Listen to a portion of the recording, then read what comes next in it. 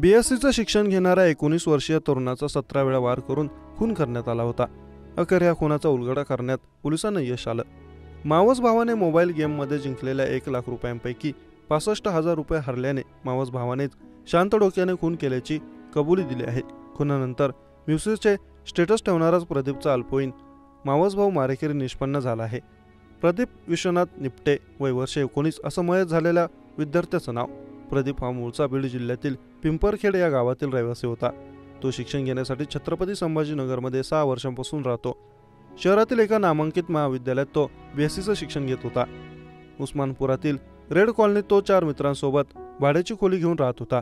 यात त्याचे 2 नातेवाईक होते। मंगळवारी दिनांक 14 जानेवारी रोजी सायंकाळी सर्व रूम पार्टनर हे वेगवेगळ्या कामानिमित्त बाहेर होते। रात्री 10 वाजेच्या सुमारास रूम पार्टनर रूमवर परतल्यानंतर रूममध्ये प्रदीप हा रक्ताच्या थारोळ्यात पडला होता। या प्रकरणी उस्मानापूर पोलीस ठाण्यात गुन्हा दाखल करण्यात आला होता। प्रदीप निपटे आणि त्याचा अल्पवयीन मावस भाऊ हे दोघेही मोबाईल गेमच्या आहारी गेले होते। दोघेही प्रदीपच्या मोबाईलमध्येच गेम खेळत होते।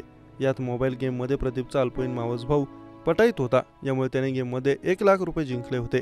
जिंकलेल्या 1 लाख रुपयांपैकी 65,000 रुपये प्रदीप हरल्याने अल्पवयीन मावस भावाला याचा राग आला। या कारणावरून गेल्या 2 महिन्यांपासून दोघांमध्ये वाद सुरू होते। दरम्यानच्या काळात प्रदीपचे महाविद्यालयात तरुणांसोबत खुन्नस देण्यावरून कडाक्याचे भांडण झाले।